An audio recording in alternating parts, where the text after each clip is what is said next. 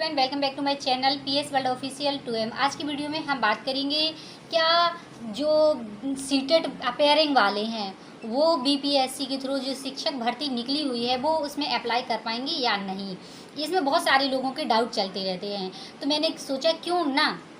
और मैं एक स्टूडेंट ऐसे हैं जिनका कमेंट आया है, उन्होंने बोला है मैम मैं साइंस से हूँ और मेरा सब्जेक्ट कॉम्बिनेशन यदि 2 ईयर का कम है तो क्या मैं एलटी ग्रेड में फॉर्म अप्लाई कर पाऊँगी या नहीं। तो एलटी ग्रेड की बात तो नैना जी में नेक्स्ट वीडियो जो होगा तो वो आपका जो आपकी क्वेरी है तो उस पर ही नेक्स्ट वीडियो लाऊंगी मैं। तो सबसे पहले तो ये बात कर लेते हैं कि अपेयरिंग वाले जो बिहार से है या अदर स्टेट से हैं और बिहार में फॉर्म अप्लाई करना चाहते हैं और एग्ज़ाम देना चाहते हैं, तो जैसे कि यदि आपने अदर स्टेट से हैं और आपने सीटेट क्वालिफाई है पेपर सेकंड जूनियर का, हालांकि टीजीटी पीजीटी की भी है वैकेंसी और प्राइमरी का तो आप लोग जानते हैं कि पहले ही आ चुकी, और उनका कह सकते हैं एक तरह से उनका जहां पोस्टिंग होना था तो पोस्टिंग की तो नहीं कि ये मतलब ज्वाइनिंग होने वाली है, ये कह सकते हैं ज्वाइनिंग लेटर अब सेंड किया जाने लगा है। तो बस यही है। तो सबसे पहले हम बात कर लेते हैं 6 से 8 का।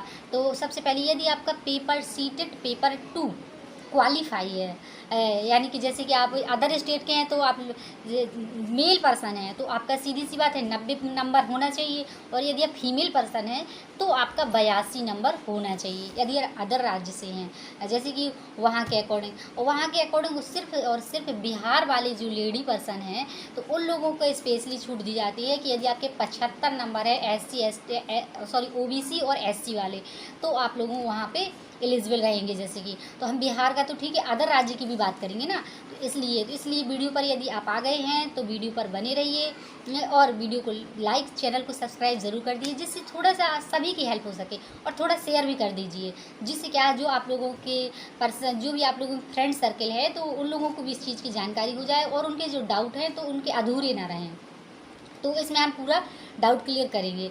तो ठीक है, तो वीडियो पर बने। सबसे पहले बात आती है 6 से 8 वर्ग, यानी कि आप आते हैं जूनियर की। तो जूनियर में यदि आपने सीटेट का पेपर क्वालिफाई है और अपेयरिंग वाले क्या हुआ था कि जो प्राइमरी में जो अपेयरिंग वाले थे तो वो ले लिए गए थे, और जैसे उनका रिजल्ट नहीं आया था या कह सकते वो ऑनलाइन मार्कशीट लगा के अपना फॉर्म भर दिए थे प्राइमरी में। तो हो सकता है कि इसका भी ऐसा ही होगा कि ओरिजिनल मार्कशीट ना आई हो और उन्होंने अपनी जाके उससे और फिर अपना वैसे ऑनलाइन आप भर सकते हैं, अपने नंबर मार्क वगैरह चढ़ा देते हैं। और जिनका जीपे भर होना है, जैसे आप लोग जानते हैं कि नवंबर से ही फॉर्म भरे जाएंगे सीटेट के, 3 नवंबर से भरा जाएगा फॉर्म।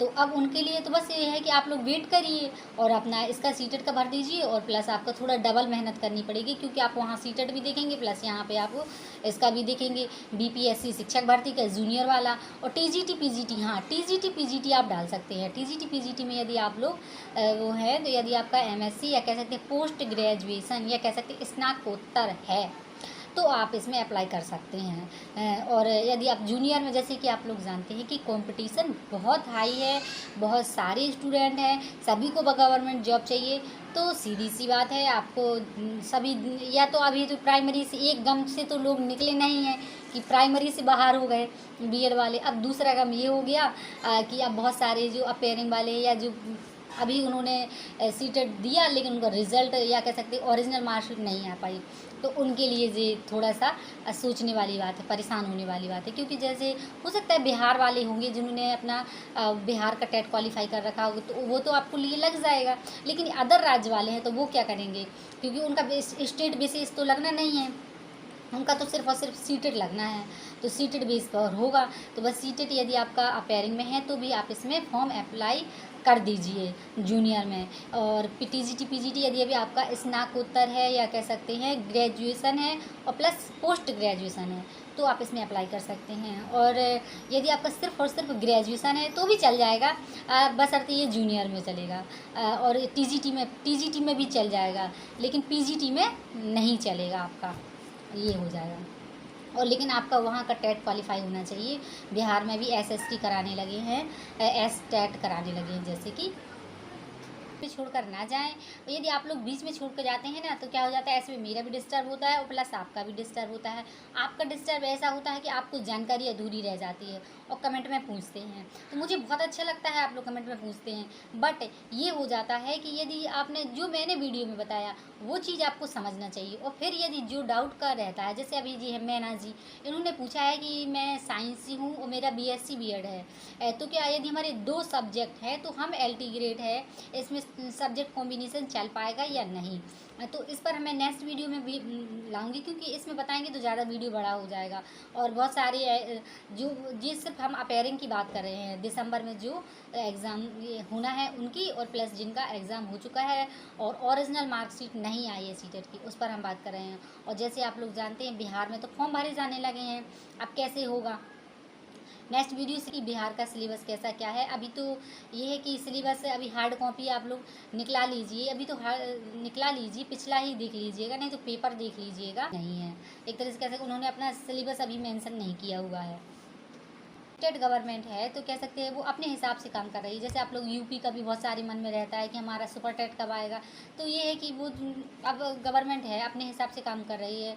जैसे आप लोग जानते हैं नया शिक्षा आयोग बनकर तैयार हो गया, और अभी तक फाइनल से अभी मतलब और ये 2023 तो निकल गया, बस ये 2024 इसमें है वैकेंसी की भरमार आ जाए तो।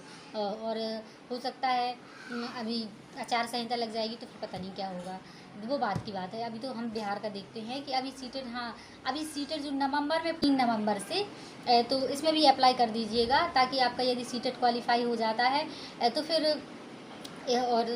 आगे नेक्स्ट चांस बनेंगे, सीधी सी बात है। और बिहार का जैसे है, यदि आप अब मेल पर्सन का तो जैसे मैं बता ही चुकी, और कोई क्वेरी है तो कमेंट में ज़रूर बताइएगा। वीडियो बड़ा हो रहा है, यदि वीडियो बस यही है, जिनका सीटेट नहीं है तो वो अपेयरिंग का ही इंतज़ार उन्हें करना ही पड़ेगा।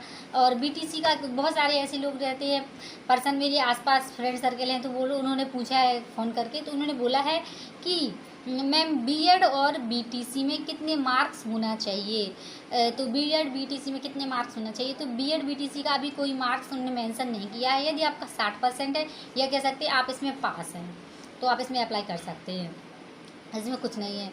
और आपके नंबर आप मतलब इसमें एलिजिबल हैं। हाँ ग्रेजुएशन का ज़रूर है, जैसे कि आप लोग जानते हैं 50% होना चाहिए, कम से कम 50%, तभी आप किसी इसमें अप्लाई कर पाएंगे जॉब में और उसमें तो आप जानते हैं टेस्ट क्वालिफाई होना चाहिए, बस यही है। और अब बात आती है सिलेबस की, तो सिलेबस यदि आप TGT का देने वाले हैं तो सीधी सी बात है आपका सब्जेक्ट होगा, सब्जेक्ट का पेपर होगा, और 80 नंबर का आपका सब्जेक्ट का और 40 नंबर का आपका GS अदर सब्जेक्ट जो रहते हैं उनका होगा। और बिहार में बस 3 नवंबर से है जो फॉर्म तक मतलब स्टार्ट हो जाएंगे भरना, और इन्होंने मेंशन तो कर ही दिया है, और संभावित है अभी तक हो सकता है कि क्या मालूम सीटेट करा लिया जाए पहले, संभावित है, अभी तो ये नहीं है कि बस हो जाएगा।